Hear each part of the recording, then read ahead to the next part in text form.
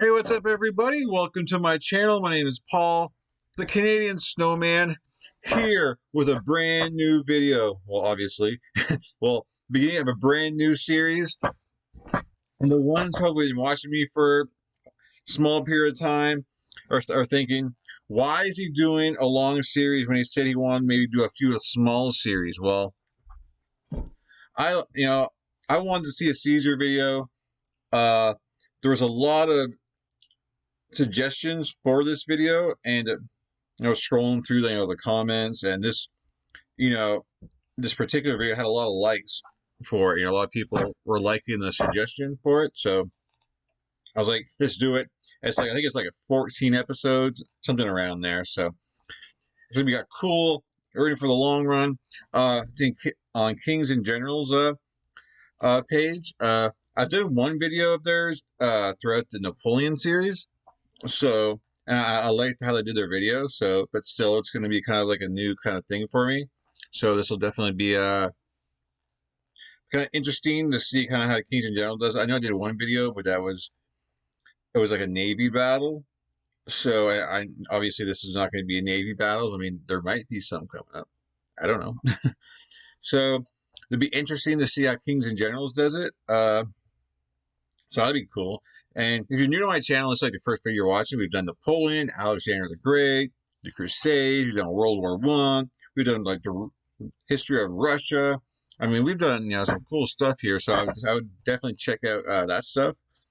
I got them in playlists, and yeah, I'm excited for this. This is gonna be fun. Caesar, I just know he was like a great leader for Rome. Like I think he like kind of started Rome off on that path to greatness or something. I mean, maybe it was already kind of on its path through. I don't know. I'm not going to speculate. I just know, very popular guy, you know, and obviously, I really don't know a whole lot of history. this seems to be a theme through all my videos, but this is why I do it, because this is the kind of videos I would watch on my own time, I'd sit back and would enjoy it. So, instead of enjoying it on my own time, I want to enjoy it with you guys. So, because it's more fun, because then you get feedback and you get more tips and stuff that I wouldn't know or the video wouldn't tell me. So, yeah, there's that, right? So, I hope you guys. I know some of you probably be disappointed in Piggy's suggestion, but like I kind of just started my channel really like a few months ago, so we got lots of time to kind of do other videos, guys. You just gotta be patient. We'll end up getting to a lot of different stuff. But anyways, guys, just sit back. I hope you have a drink. Apparently I forgot one. Yeah, and just enjoy it. Caesar. And I don't even want to try to pronounce this because I'm gonna say it wrong. Caesar in the Gallic Wars, Battle of Bibracte, 58 BC. I probably didn't say it right, so I apologize. But yeah, very interested to see how this starts and how this kind of plays out. It feels like kind of like the start of the Napoleon series, just I don't really know a whole lot about him or his battles or really anything. So I hope you guys are going to enjoy this with me. If you haven't seen so much about Caesar and all that stuff, or if you have, maybe you'll enjoy watching again with me. I don't know, guys. I just babble on too much, and I know you guys are just wanting to watch this video. At least I hope you do. So yeah, I guess let's just get into it. Oops, what am I doing? And the wrong button and everything.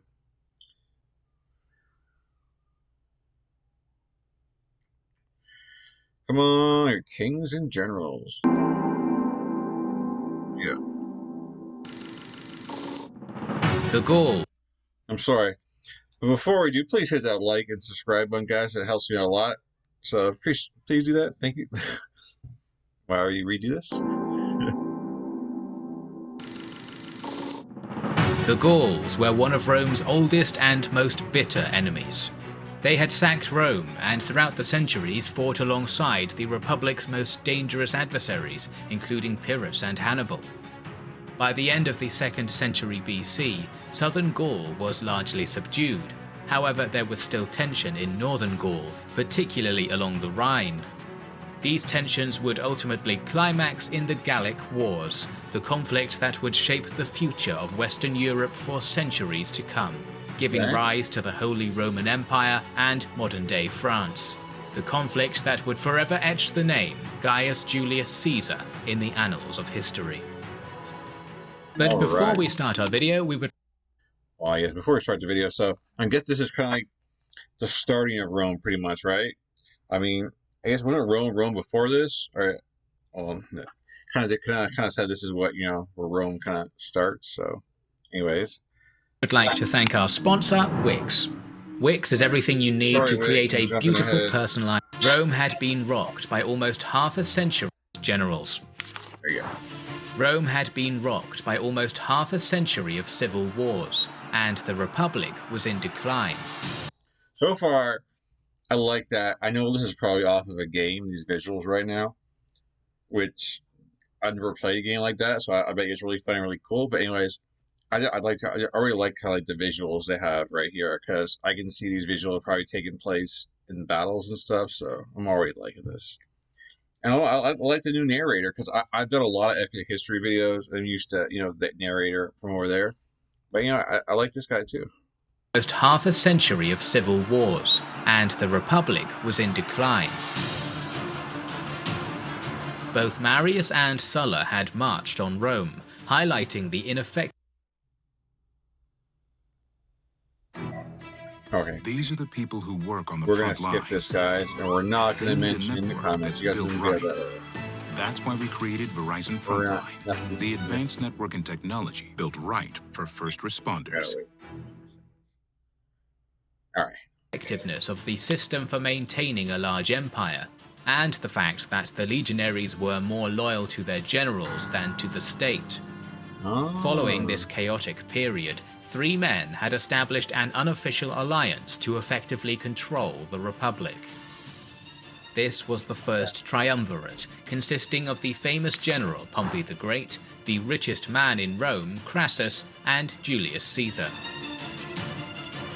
Caesar had been consul the year before in 59 BC. Okay, so like there's really no like real leader right now. I mean, Rome exists, but the empire really doesn't exist right now. So I guess Caesar pretty much starts the empire. Okay, this is cool. I'm glad it's like kind of, you know, introducing us to, you know, the beginning here. Caesar had been consul the year before in 59 BC, but his political campaigning had left him in debt and made him many enemies in Rome. He needed to make money fast and gain enough military success to keep his political adversaries at bay.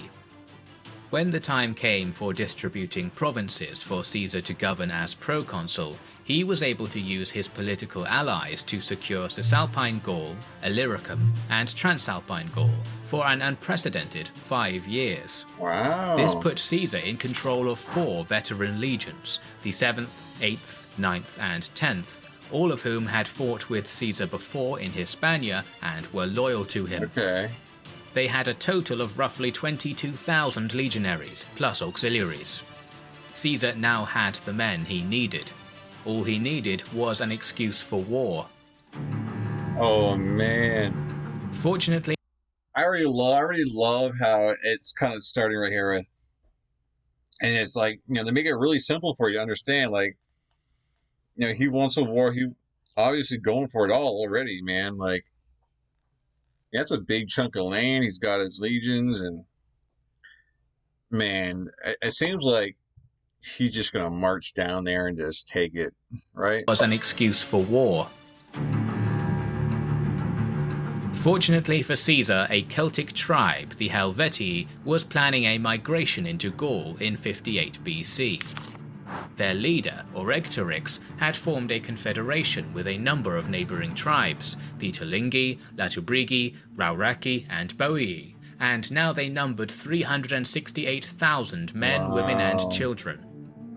Orectorix had even convinced them all to burn their homes in order to leave no option of failure. However, soon he was accused of being a tyrant and was forced to commit suicide. Wow. Command passed to Divico. Divico was determined to stick to the plan and began amassing supplies in order to start pouring into Gaul. To do this, they would either have to pass through the land of the Roman ally Aedui and the province of Transalpine Gaul, or take the longer route through the mountain passes in the north.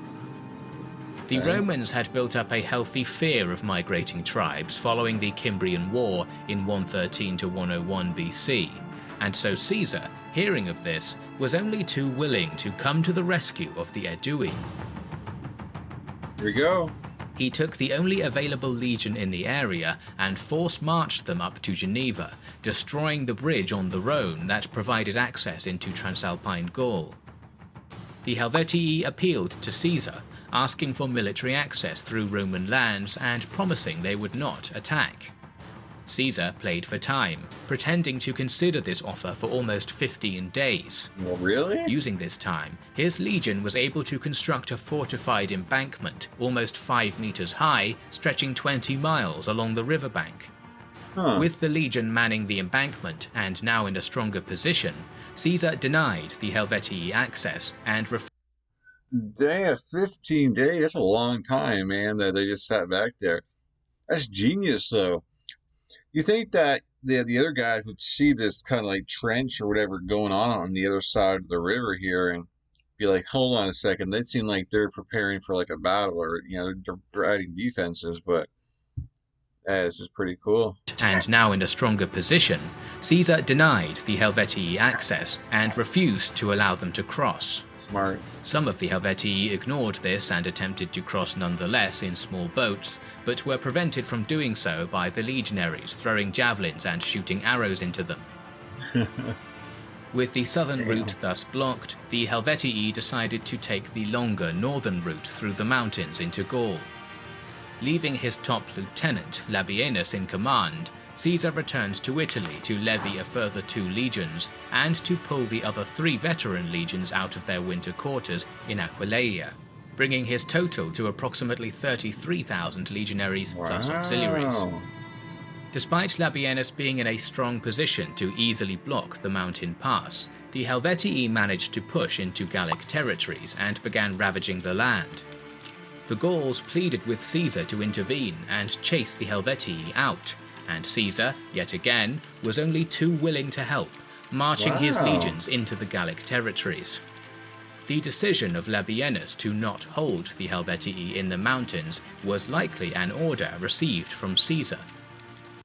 Well, see, Caesar seems like a pretty nice guy right now. Like, he's helping, I guess, you know, his allies or whatnot, you know, so he's not just leaving them to dry, which, you know, it's smart because, you know, maybe in future videos, you know, this act of kindness or loyalty will help him out when he needs a favor, you know, when he's kind of trying to take all power, you know, of Rome. You know, he'll have, you know, all these guys be like, yeah, let's help him out, man. He helps us out. So, I mean, might not happen, but, you know. Helvetii in the mountains was likely an order received from Caesar. The Celts were now in open terrain, which better suited the Roman legions, and their pillaging of Gaul gave Caesar an excuse to intervene.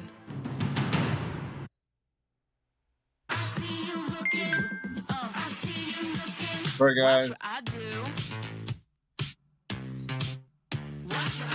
I'm listening to the wrong browser for these newspapers. Sorry. Word reached Caesar that the Helvetii were currently attempting a crossing at the Arra River. They had been crossing in 4 large groups, using many rafts and boats, but due to the size of the horde and their lack of organization, the crossing had already taken them days, and one group was still yet to cross. Caesar took his legions and swiftly marched to the river. Oh, smart. Here you go. Quickly forming his legions into battle formation, Caesar fell upon the Celts waiting to cross. Caught unaware, unprepared, and encumbered by their baggage, the Helvetii did not even have enough time to form a proper battle line. The fighting was over quickly, with the whole stranded group being killed or fleeing into the nearby woods, whilst the other 3 groups could do nothing but watch helplessly from the other side of the river. The main Helvetii force began to move on, and, not wanting to lose the initiative, Caesar quickly built a bridge across the river and moved all of his 6 legions across. The crossing that had taken the Celts 20 days had taken the Romans just 1.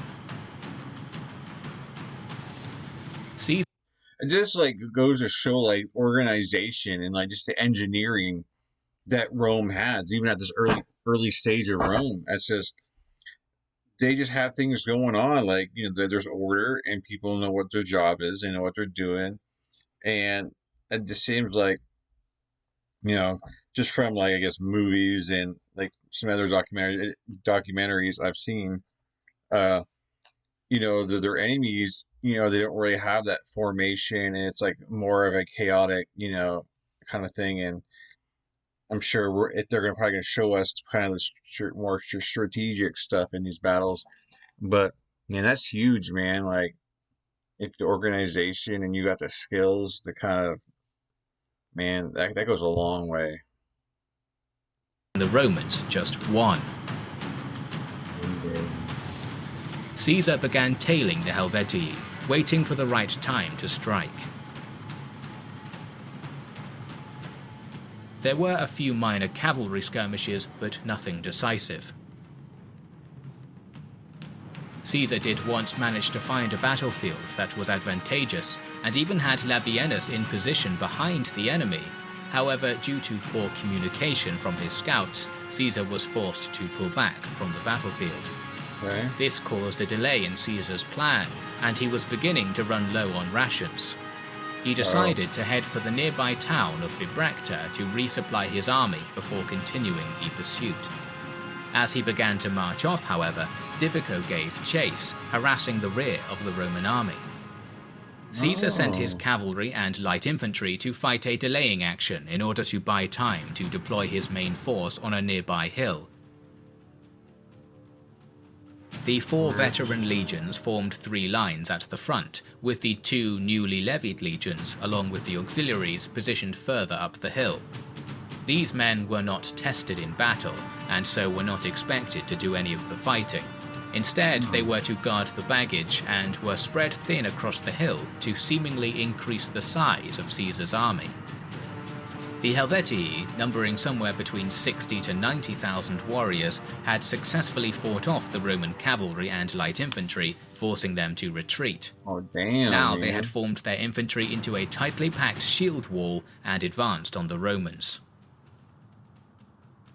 Okay, The front 2 lines of legionaries opened the battle with a volley of javelins.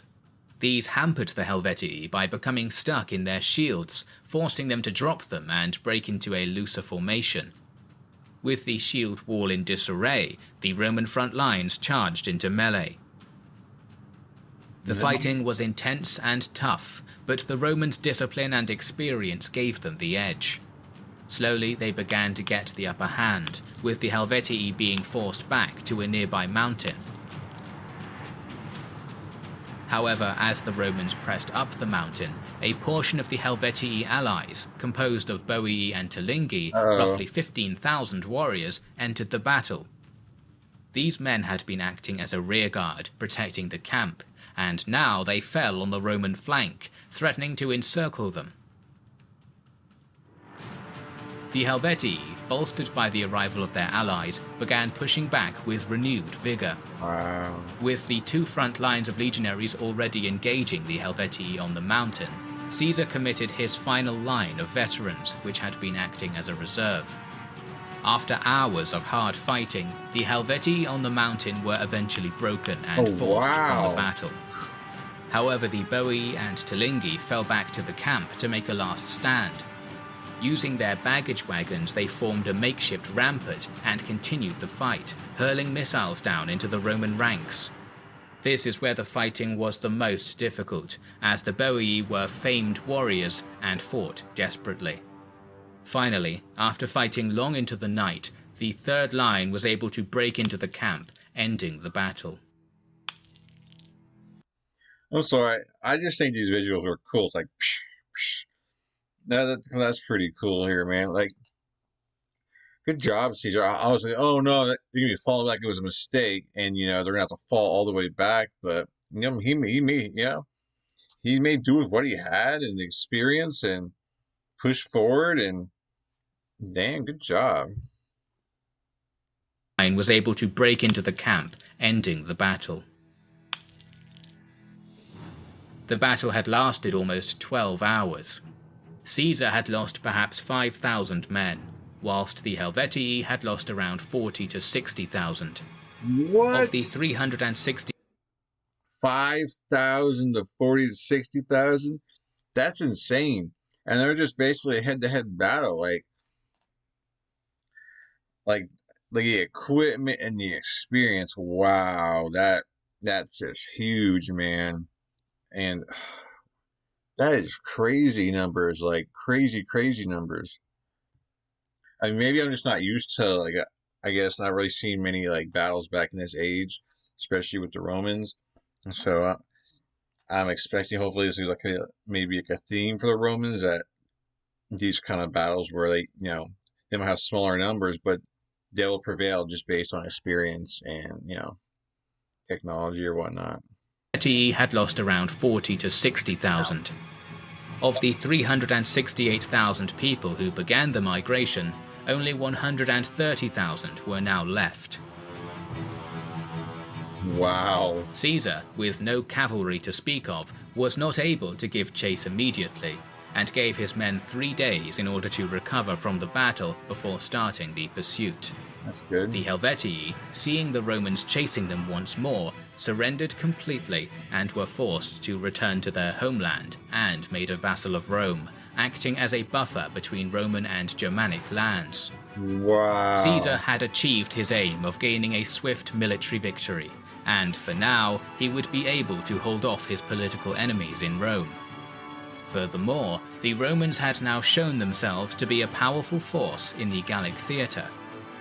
After his victory, Caesar rested in Bibracte for a short time before moving on. Rumour had already reached him of a Germanic tribe that had crossed the Rhine and was terrorizing Gaul. The Gallic Wars were just starting, and in our future videos we will talk more about them, so make sure you are subscribed to our channel and have pressed the bell button. We would like to express our gratitude to our Patreon supporters and... Nice video. Like, I'm loving this. It's like the beginning of Caesar. Like, he's not the emperor right now, and kind of like, I don't know, I'm expecting, like, I mean, who knows, next episode, bam, I'm the emperor. That kind of happened with, like, the Napoleon series. Like, after the first one, it's like the second one, he was emperor. It's like, what just happened there in that period of time? But, I hope, like I said, it continues. Well, there's like, 14 episodes. That's really good. So hopefully they kind of like ease us into this. Like, I'm really liking this. This is really cool because they get just like this is just like kind of like the Napoleons. It's definitely new to me. Like what's going on. It's just as far as like the tribes go, that is definitely really new. Like Napoleon stuff, I kind of already like knew the countries and stuff like that. But here, like I besides Rome, I don't really know anything about the outer countries or whatever you want to call them. So yeah, that's definitely new. So the names and stuff are gonna be harder to remember as far as like the tribes and stuff. But I definitely like how it's starting and everything. So definitely a great video. Definitely. Fingers were crossed. Like, please like the first episode because I got 14 episodes of this, so I'm loving it. So 14 episode is a good deal. We have ways to go, and this is good, dude. And guys, everyone, good dude. But anyways, guys, please hit that like and subscribe button. I hope you guys are liking this so far, and yeah, the adventure has begun. So that's awesome. Oh, but I guess for event, I had to scroll through comments to find this one. How a lot of people liked it. I think I'm gonna create a post in the community, sometime throughout the series, just saying suggestions. Just way I ain't got really to have one place to kind of find suggestions. And even if you don't have a suggestion, you can just kind of like maybe someone else's suggestion. That way, I kind of know like where kind of where our community is kind of feeling at, and then maybe like the ones I like, and the ones I like and the more popular ones I might put into a poll near the end of this series. I don't know, just a thought. It's something I might do.